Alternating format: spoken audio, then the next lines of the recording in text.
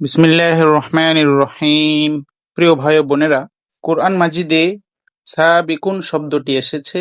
এটা হলো বহুবচন। এক বচন হলো সাবিক, বহুবচন হলো সাবিকুন। এর অর্থ হলো অগ্রগামী, যে সামনে থাকে। কোরআনের আলোকে সাবিকুন বা অগ্রগামী দল হলেন মুমিনদের মধ্যে সর্বোচ্চ স্তরের অধিকারী। সূরা আল ওয়াকিয়া এবং কোরআনের অন্যান্য আয়াতের ভিত্তিতে আমরা বিষয়টি নিয়ে আলোচনা করতেছি, লক্ষ্য করুন। সূরা আল মুমিনুনের ৬১ নম্বর আয়াতে সাবিকুনদের পরিচয় দেয়া হচ্ছে, উলাইকা ইউসারিউনা ফিল খায়রাত ওয়া হুম লাহা সাবিকুন। তারাই দ্রুত সম্পাদন করে কল্যাণকর কাজ, ভালো কাজ, এবং তারা তাতে অগ্রগামী সাবিকুন। তাহলে এই আয়াতে আল্লাহ রাব্বুল আলামিন বললেন, কল্যাণকর কাজ, ভালো কাজ, মানুষের উপকার হয় এমন কাজ যারা দ্রুত সম্পাদন করে, ডেলিমিশি না করে, অলসতা না করে, তারাই হলো সাবিকুন। সূরা হাদীদের ২১ নম্বর আয়াতে আল্লাহ তাদের আরেকটি পরিচয় দিয়েছেন, সাবিকু ইলা মাগফিরাতিম মির রাব্বিকুম ওয়া জান্নাতিন আরদুহা কাআরদিস সামাই ওয়াল আরদ। তারা প্রতিযোগিতা করে তোমাদের রবের পক্ষ থেকে ক্ষমা এবং সেই জান্নাতের দিকে, যার প্রশস্ততা আসমান ও জমিনের প্রশস্ততার মতো। তাহলে এই আয়াতে আল্লাহ রাব্বুল আলামিন জান্নাত এবং ক্ষমা পাওয়ার জন্য প্রতিযোগিতামূলক কার্যক্রম করতে বলেছেন। অর্থাৎ কি কাজ করলে আল্লাহর পক্ষ থেকে ক্ষমা পাওয়া যায় এবং জান্নাত পাওয়া যায়, সেদিকে আল্লাহ রাব্বুল আলামিন মনোনিবেশ করতে বলেছেন। অতএব যারা ক্ষমা এবং জান্নাতের জন্য খুব চেষ্টা সাধনা করে, যেই কার্যক্রমগুলো করলে ক্ষমা পাওয়া যায় এবং জান্নাত পাওয়া যায়, এই কাজে যারা সর্বদা অগ্রগামী থাকে, তারাই হলো সাবিকুন, অগ্রগামী। আমরা সূরা আল ইমরানের ১৩৩ থেকে ১৩৬ নম্বর আয়াত যদি পড়ি, সেখানে আল্লাহ রাব্বুল আলামিন জান্নাত এবং ক্ষমা পাওয়ার যে কোয়ালিটি, যে গুণ লাগবে, সেখানে ৫টি বিষয় নিয়ে আল্লাহ আলোচনা করেছেন। ১ নাম্বার হলো ওয়াসারিউ ইলা মাগফিরাতিম মির রাব্বিকুম ওয়া জান্নাতিন আরদুহাস সামাওয়াতু ওয়াল আরদ উইদ্দাত লিল মুত্তাকিন। আর তোমরা দ্রুত অগ্রসর হও তোমাদের পালনকর্তার ক্ষমার দিকে এবং সেই জান্নাতের দিকে, যার বিশালতা আসমান ও জমিন ব্যাপী, যা প্রস্তুত করা হয়েছে মুত্তাকিদের জন্য। যারা আল্লাহকে মান্য করে তাদেরকে মুত্তাকি বলা হয়। এখানে আল্লাহ বললেন, তোমরা দ্রুত অগ্রসর হও তোমাদের পালনকর্তার ক্ষমা এবং জান্নাতের দিক। এরপরেই আল্লাহ রাব্বুল আলামিন ৪টি গুণ বলবেন। যারা সেই ৪ গুণে গুণান্বিত হবে, তারাই সাবিকুন হবে, তারাই মুত্তাকি হবে, তারাই আল্লাহ রাব্বুল আলামিনের পক্ষ থেকে ক্ষমা এবং জান্নাত পেয়ে যাবে। লক্ষ্য করুন, আল্লাযীনা ইউনফিকুনা ফিস সাররাই ওয়াদ দাররাই ওয়াল কাযিমিনাল গায়যা ওয়াল আফিনা আনিন নাস আল্লাহু ইউহিব্বুল মুহসিনিন। মুত্তাকি তারা যারা সচ্ছল অসচ্ছল উভয় অবস্থায় আল্লাহর পথে ব্যয় করে, দান করে। ২ নাম্বার, যারা রাগ সংবরণকারী, নিজের রাগ গুসা নিয়ন্ত্রণ করে। ৩ নাম্বার, মানুষের প্রতি ক্ষমাশীল। আর আল্লাহ মুহসিনদের, সৎ কাজ যারা করে তাদেরকে ভালোবাসেন। এখানে ৪টি কথা বললেন। সচ্ছল অসচ্ছল উভয় অবস্থায় দান করতে হবে। গরিব দুঃখী অসহায় মানুষকে দিতে হবে। খালি খানকা আর মসজিদ আর মাদ্রাসার কথা আল্লাহ কোথাও বলেননি। আত্মীয় স্বজন, এতিম, অসহায়, মিসকিন, মুসাফির, এদেরকে আল্লাহ দেওয়ার জন্য বারবার বলেছেন। ২ নাম্বার, রাগ গুসা নিয়ন্ত্রণ করতে হবে। অহংকার থেকে রাগ তৈরি হয়। মানুষের প্রতি সদয় হতে হবে, রাগ নিয়ন্ত্রণ করতে হবে, মানুষকে ক্ষমা করতে হবে।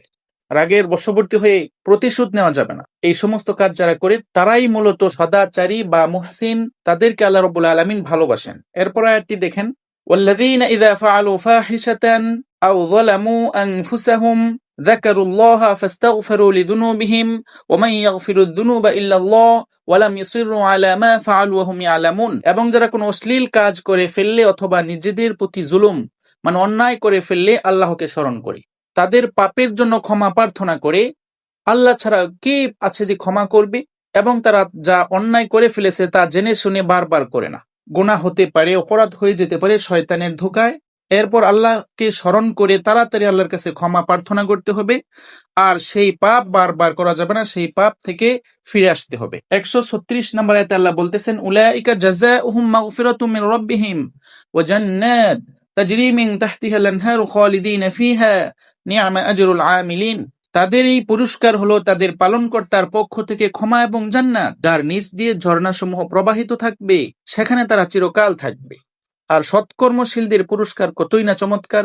এখানে কিন্তু ইমানের বদৌলতে জান্নাতের ঘোষণা দেওয়া হয়নি, বলা হচ্ছে তাদের এই সুন্দর সুন্দর আমলের জন্য, এই ভালো কল্যাণকর কাজের জন্য তাদেরকে আল্লাহ রাব্বুল আলামিন ক্ষমা করবেন এবং জান্নাত দান করবেন, যে জান্নাতে তারা চিরস্থায়ীভাবে থাকবে। সূরা ফাতিরের ৩২ নম্বর আয়াত আমরা একটু দেখি। আল্লাহর কিতাব কোরআন যারা পালন করি তাদেরকে আল্লাহ ৩টা ভাগে ভাগ করেছেন। সুম্মা আওরাসনাল কিতাবাল্লাযীনা ইসতাফাইনা মিন ইবাদিনা ফামিনহুম যালিমুন লিনাফসিহি ওয়া মিনহুম মুকতাসিদ ওয়া মিনহুম সাবিকুম বিল খায়রাত বিইذনিল্লাহ। আমি কিতাবের উত্তরাধিকারী করলাম আমার বান্দাদের মধ্যে তাদের যাদের আমি মনোনীত করেছি। মনোনীত বান্দা তারাই যারা কিতাব প্রাপ্ত হয়। আমরাও কিতাব প্রাপ্ত হয়েছি, আল্লাহ আমাদেরকে চয়েস করেছেন। এরপর আল্লাহ বলেন তাদের মধ্যে কেউ নিজের উপর জুলুমকারী, অর্থাৎ কিতাব পাওয়ার পরও সে অন্যায় অপকর্ম ছাড়ে না। ২ নাম্বার, কেউ মধ্যপন্থা অবলম্বনকারী, কিতাবের মধ্যে যে আদেশ নিষেধ আছে সেগুলি মেনে চলে। ৩ নাম্বার, কেউ আল্লাহর ইচ্ছায় কল্যাণকর কাজে অগ্রগামী, সাবিকুন। তাহলে যারা কোরআন পাওয়ার পরে অন্যায় অপকর্ম চালিয়ে যায় তারা হলো জালিম, আর যারা কোরআন অনুযায়ী চলে তাদেরকে মধ্যম পন্থা অবলম্বনকারী বলা হলো। আর যারা সব কাজেই কোরআনের আদেশ নিষেধগুলিকে দ্রুত পালন করে অলসতা করে না, এরা হলো সাবিকুন, অগ্রগামী। আমরা তাহলে কিভাবে সাবিকুন, অগ্রগামীদের অন্তর্ভুক্ত হতে পারি? আল্লাহ রাব্বুল আলামিন সূরা বাকারা ১৪৮ নম্বর আয়াতে বলেন, ওয়ালিকুল্লি উইজহাতুন হুয়া মুওয়াল্লিহা ফাস্তাবিকুল খায়রাত।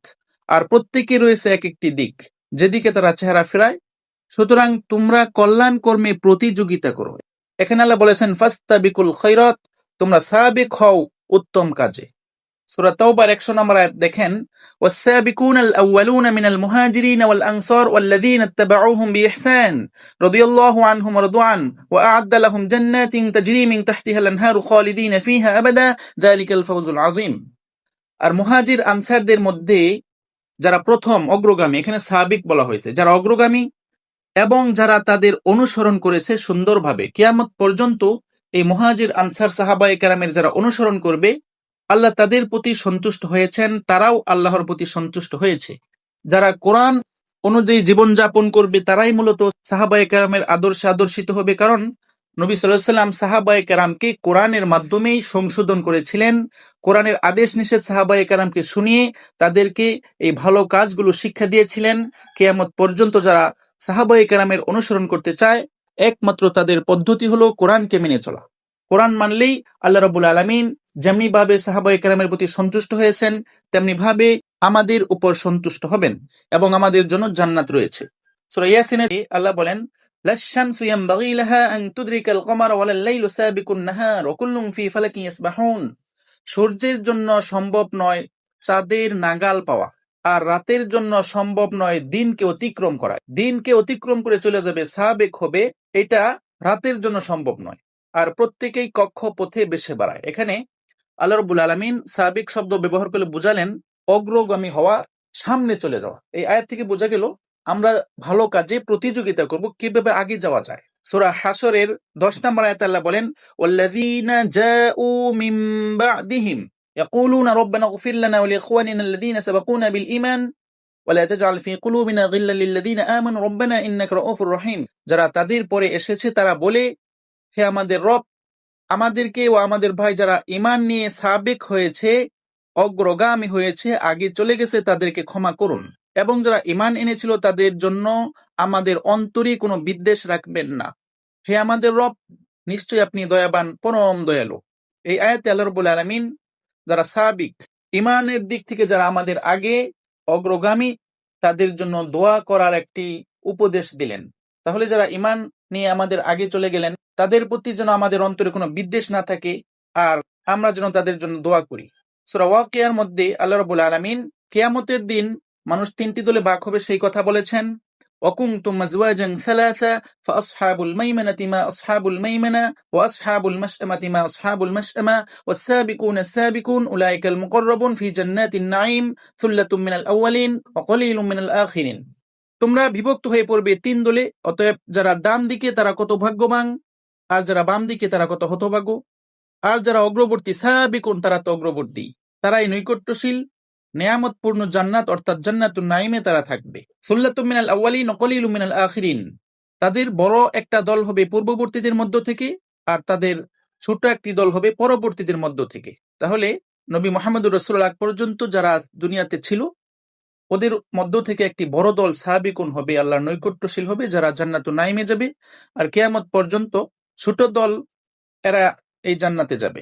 এরপর আল্লাহ বলেন, তারা বসে থাকবে স্বর্ণ খচিত সিংহাসনে, একে অপরের মুখোমুখি হয়ে হেলান দিয়ে তাদের সেবায় ঘোরাফেরা করবে চিরকিশোরেরা, পানপাত্র জগ ও খাঁটি সুরাপূর্ণ পেয়ালা নিয়ে, যা পান করলে তাদের মাথা ব্যথা হবে না, তারা মাতালও হবে না। আর তাদের পছন্দ মতো ফলমূল নিয়ে তারা ঘোরাফেরা করবে, রুচিমতো পাখির গুস্ত নিয়ে ঘোরাফেরা করবে। তথায় থাকবে ডাগর চক্ষু বিশিষ্ট হুরগণ। হুর মানে হলো সঙ্গী সাথী, স্বামীর জন্য স্ত্রী, স্ত্রীর জন্য স্বামী, যেন আবরণ মুক্ত মুক্তা, তারা যা করত তার প্রতিদান স্বরূপ। এখানে কেন এগুলি দেওয়া হলো?